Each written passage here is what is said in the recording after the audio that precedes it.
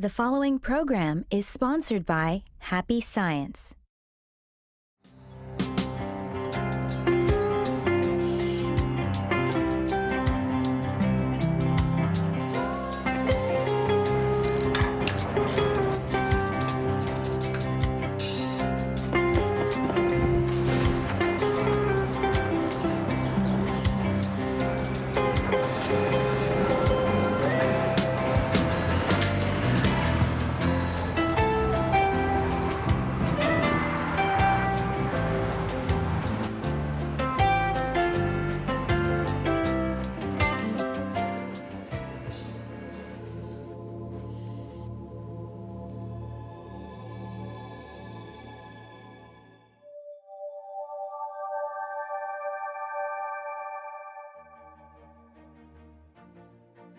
Hello, and thank you for accepting our invitation to happiness. Ryuho Okawa is known as a global visionary because of his deep spiritual insight and commitment to guide the world to a brighter future. To accomplish this, he founded Happy Science Group in 1986, which is now a global movement in over 100 countries. His vision and message to the world goes beyond the differences of race and language, empowering people with love. Together in this 8-series program, we will explore practical ways on how you can be happy and how you can take part in creating happiness as a society. Have you ever flown into a sudden rage or were unexplainably unmotivated? What if I told you it could be because of evil spirits? Evil spirits are just the souls of people with a negative mind who have passed on but can't find their way home, back to heaven. They feed off of our negative energies, therefore possessing us in our daily lives. I'm not only talking about the level of the poltergeist or the exorcist, like those Hollywood movies. But before we go any further, let's take it to the streets and ask the people in New York about their experiences. Have you ever experienced possession by evil spirits? I don't think so. No.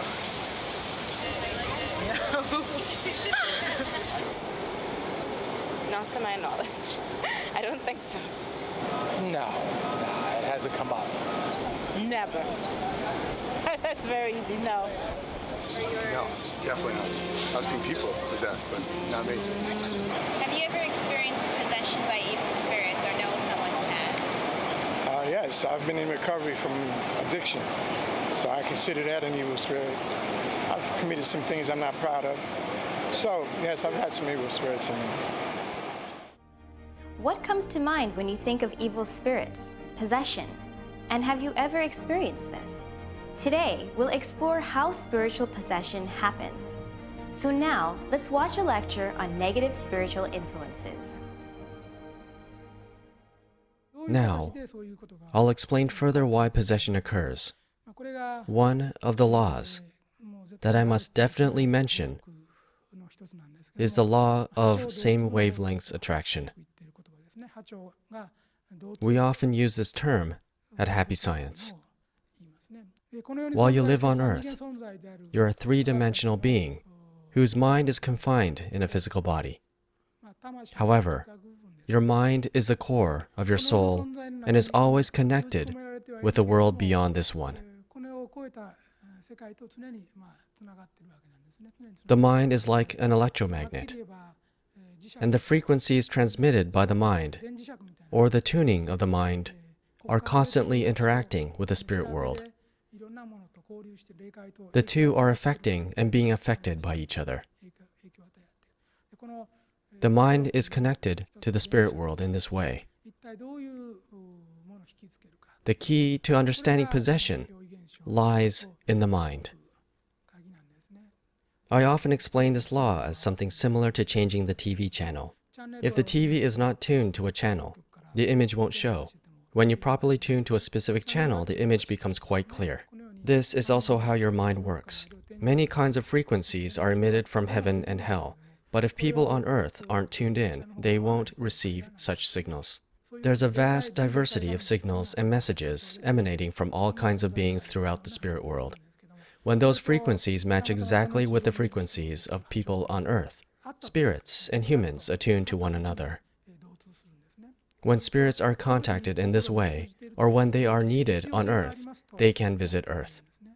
Another case is if you're acquainted with someone and know his or her name, all you have to do is to call out that name and your mind will connect to him or her right away. If you know a person's face, it's even easier and you can get in contact immediately. This is a law of spiritual connection. You need some connection to attune to a spirit. The spirit world is vast, so if you wish to contact a certain spirit, you need to either to attune yourself to the same frequency or know that spirit. It's just as easy as contacting someone when you know his or her telephone number. If you're able to identify the spirit, you'll be able to reach it. There are also places that are connected to a particular spirit, locations where you can reach a spirit. A spirit can possess a body when there is something to attach itself to.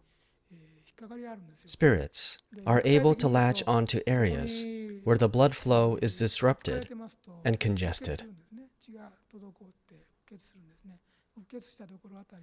These places become prone to fatigue or pain. Spiritually, these show up as a dark shadow. These are where a spirit can attach itself. For instance, people suffering from rheumatism, or who say that their feet are always cold, often have a snake spirit wrapped tightly around their legs. People who always complain of headaches may have an animal spirit riding on them and pressing down on their head. Those who continuously suffer from unusual shoulder or neck pains may also have the spirit of an animal riding on them. The same is true for pain in the lower back. Spirits can possess different parts of the body. Let me explain why some spirits possess living people. As you can imagine, hell is a damp, dark place where the light of heaven doesn't reach, where the spirit sun doesn't shine. Hell is a place without light. Similarly, a mind that opposes light blocks it. A mind that opposes light reacts to it by creating clouds.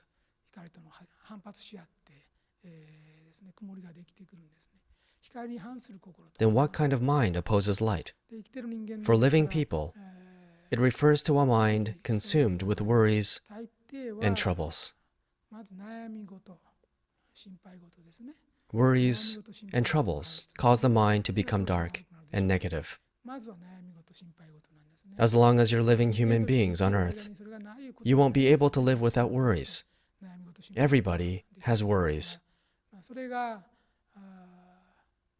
But as long as you have the ability to resolve your worries and problems, you'll be all right.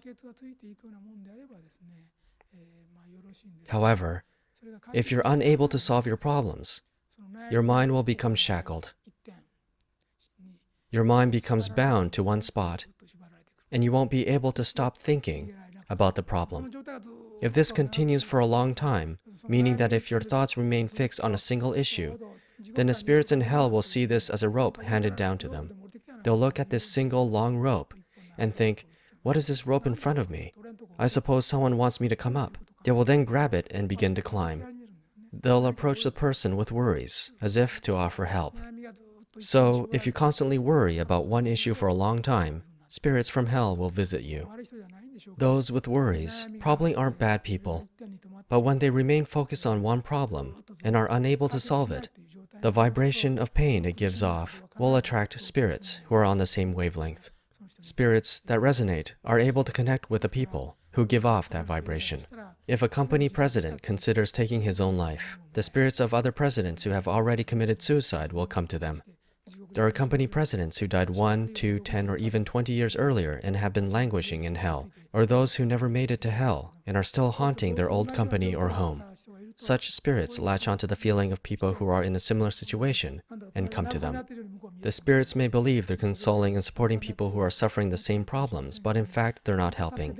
They're trying to drag those people into hell. Objectively, the spirits are dragging the living down into the same morass to increase the number of fellow sufferers. These spirits aren't necessarily acting out of malice when they drag their victims into the other world. They're completely lost, that's all. Their mere presence amplifies sadness and worries in the living and cause further anguish and confusion. Their presence causes people to lose all hope for the future and choose death.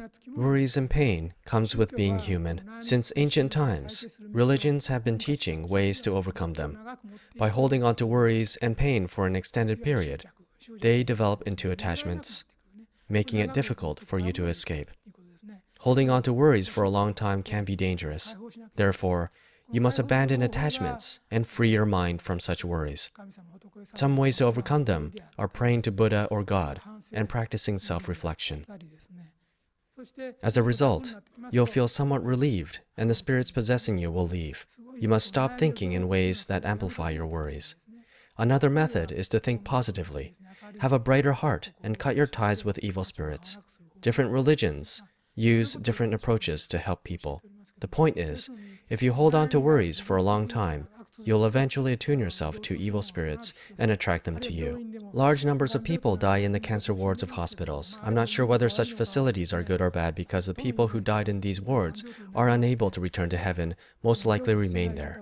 I'm sure there are plenty of such stray spirits. When a new patient is brought in, these stray spirits think, "Ah, a new guest," and possesses the patient. These spirits endlessly repeat the cycle of possession and death. By changing your state of mind, you can get rid of possessing spirits. Even so, possession continues to occur because currently, countless spirits are unable to return to heaven after death. This is a major problem. So it's quite troublesome that religions have little power. This is why the world is filled with people who do not have a basic understanding of the truth. So the first point is to understand that your soul is eternal. Your physical body perishes, but your consciousness does not. Naturally, you'd like to go to heaven. However, after you die, if you don't understand the spirit world, you may wander lost in this world. Or, if you held on to a negative attitude for too long, you may find yourself in hell. Spiritual possession happens when your mind attunes with the lost spirit, or spirit in hell. Our mind is constantly connected to the world beyond this one. Simply put, think negative, and you will attract evil spirits. In the second half, we will learn how to get rid of evil spirits. The first level of enlightenment people must attain is the truth that human beings aren't physical bodies, but are essentially spiritual beings. I presume that about 70% of people haven't reached this level. Therefore, it's extremely important that you believe in and are devoted to a righteous religion while you're alive. If you do, you'll be able to find salvation quite quickly after death. The spirits who work to assist the dead will come to help you, of course. Then all you need to do after returning to the next world is to change the habits you had when living in a physical body to those fitting for a spiritual body. This change of mindset is a little difficult to do. It's not easy for people who die unexpectedly and have no spiritual knowledge or awareness to depart this world for the next. People who die of illness may be more or less aware of their death, but those who die suddenly, such as ones who get into a traffic accident, will find it very difficult to accept their death. They'll be eager to live for 10 or 20 more years. And if they still have their career and family, they won't be able to let go of their attachments so easily. Their minds would be focused on such problems, so they end up coming back to their home. In most cases, the spirits of the dead live inside the house with their spouse and children. Although they may be worrying about their spouse, children, or grandchildren, the fact is that they remain attached to this world, possessing family members. They have nowhere else to go since they don't know where to return to, and can't stay in their grave forever. When people are possessed by spirits who are unable to return to heaven, their bodies feel heavy and unwell. Their worries are amplified. Their concern is always about the same problem, and they can't be positive. Spirits that can't return to heaven may mean no harm, but they unintentionally cause problems by remaining on earth. Moreover, some spirits are unaware that they're already dead. They're upset that none of their family members seem to notice their presence despite having returned home. Neither their children nor their spouse answers them. So the spirits try hard to be noticed, resulting in spiritual disturbances. These spirits thus creates misfortune and bad news. For instance, their family members or descendants may be injured, get into an accident, or suddenly become ill. There are times when spirits send various signals. They do such things simply because they haven't attained a fair level of enlightenment, nor been aware of the spiritual truth. This is why, even though such spirits don't intend to cause problems, they produce further misfortune and unhappiness. There are malicious spirits who are more persistent than evil spirits. They're aware that they're lost and they intentionally curse and haunt people. They actively create misfortune in this world and destroy happiness. They try to make people on earth suffer because they can't be happy themselves. They only know how to hold grudges and strive to make people unhappy. For instance, there are the spirits of people whose business didn't go well and went bankrupt, leading them to commit suicide. They know that their company is done for, but if nothing else, they at least want to destroy their friends' companies in the same way. They also wish to bring misery to relatives who made a fool of them. In this way, spirits who seriously and purposely try to make others suffer, they will be classified as malicious spirits. If you leave these spirits alone, they'll carry out evil deeds one after another. The thought, if I can't be happy, then I want other people to be unhappy too. Everybody has this feeling, more or less. No one can deny this. If you can't be successful and be happy, then you'll want to make others unhappy as well, just to make yourself feel better. This feeling can build up and become a powerful force. Nonetheless, it's pitiful to see people living ordinary lives here on earth turn into such miserable beings in the next life after leaving this world in a few years or decades. Spirits from hell drive people's lives to misfortune and create more unhappy people, so we must put a stop to this phenomenon and possession at all costs. As I explained earlier, possession takes place when the wavelengths of your mind are attuned to those of a spirit. Then what kind of mind will attract evil spirits? What kind of mind can be described as a negative one? There are numerous examples of a negative mind: an envious mind, a mind that is full of jealousy, a mind that is always filled with dissatisfaction and complaint, a mind that is always slandering or abusing others, hurting people with negative words. There's a cynical mind too. Also, there's persecutory delusion. Those who are susceptible to spiritual possession generally suffer from persecutory delusion. They believe that people are always bullying and harming them, and that they always get the short end of the stick. This type of thinking is usually accompanied by a mind that blames others. It's the mind that always believes that somebody else is at fault, always trying to put the blame on parents, friends, teachers, superiors at work, colleagues, lovers, the environment, job, the economy, anything but themselves. They don't assume responsibility for the awful situation they're in and continue blaming others. Spirits in hell find it very easy to approach people like this. Another example is an angry mind. Everybody gets angry at times, but people who become angry on a regular basis, who are always in a rage, are generally in tune with hell. People who are always angry, who are filled with unreasonable rage, will attract spirits from hell. People who easily lose their temper, who say and do terrible things, who complain, who have persecutory delusions, and who always blame others for their misfortune, will be approached by spirits from hell. In contrast, there are people with low self-image, low self-acknowledgement, or low self-esteem. These are people who think that they are no good, that they're a complete failure, that they're beyond help, and that they shouldn't have been born. They attract hell-bound spirits too. Their mind are also covered with dark clouds. We can look at this problem from a different angle.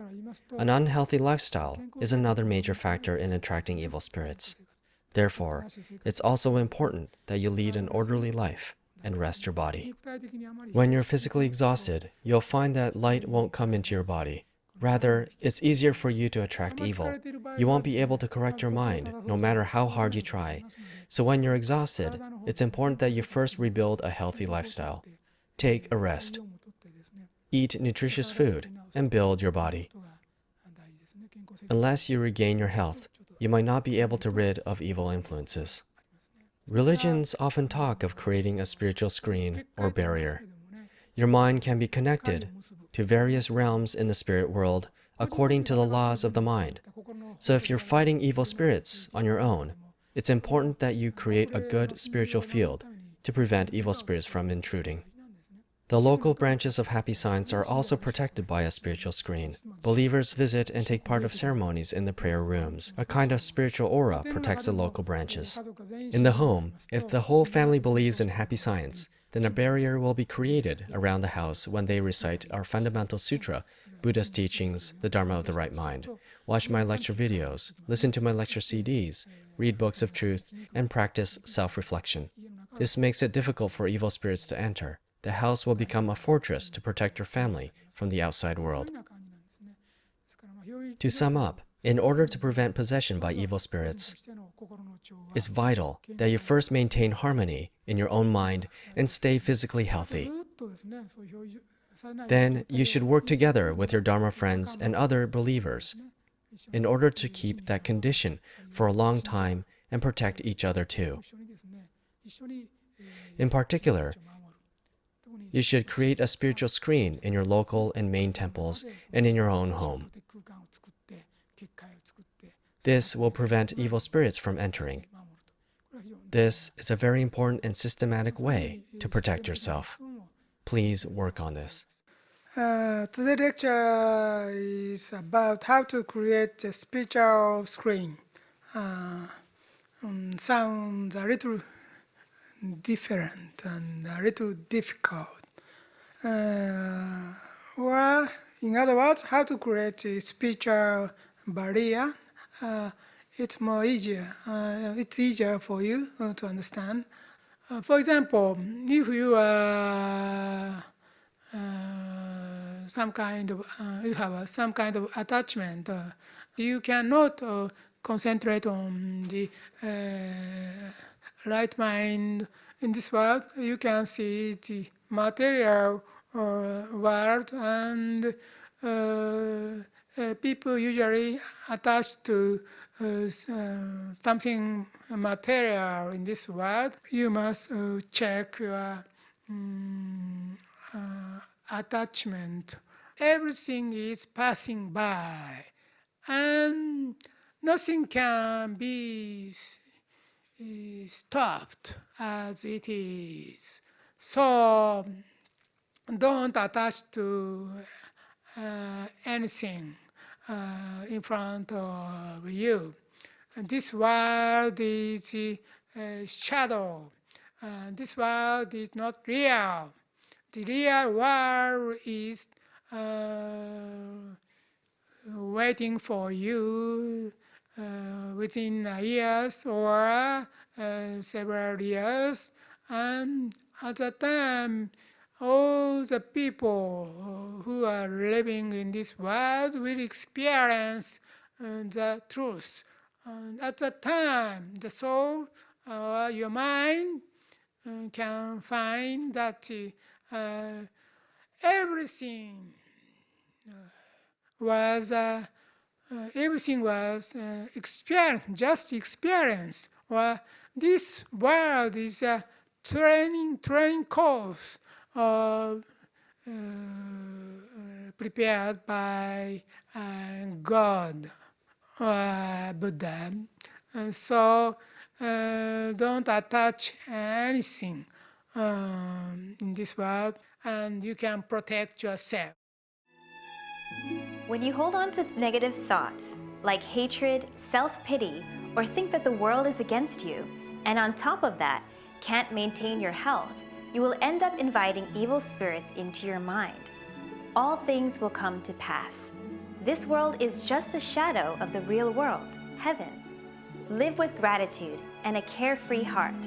As Okawa says, Happy Signs temples are religious spaces filled with a high vibration that does not let evil spirits in. Turn your mind towards faith and God by studying the truth together with friends. Once again, thank you for accepting our invitation to happiness, and join us next week where we will be exploring the topic, life after death. What happens to all of us after we pass from this world to the other? See you next week to find out. We are all searching for answers to life's questions. The Laws of the Sun is an uplifting guide to spiritual awakening. Self-discovery begins with every page. I think that the Laws of the Sun encompasses a lot of viewpoints, and it's important for people to take those viewpoints and apply it to what they know in everyday life today.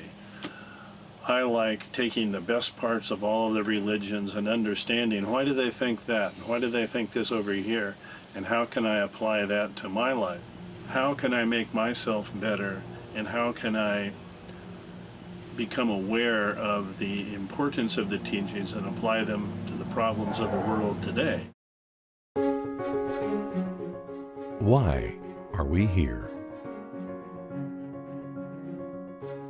How do we find happiness? What is the nature of the soul? Imagine if life's questions could be answered. Imagine if we could understand God's designs and intentions and discover more than our life goals, but also how to attain them.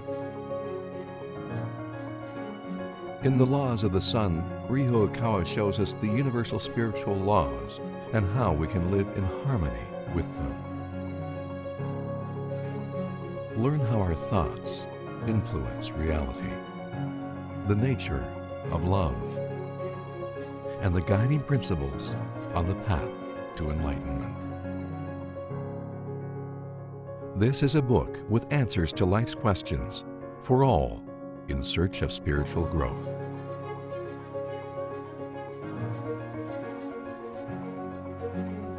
From an author who writes to unite humankind in peace and harmony. The Laws of the Sun. Available now.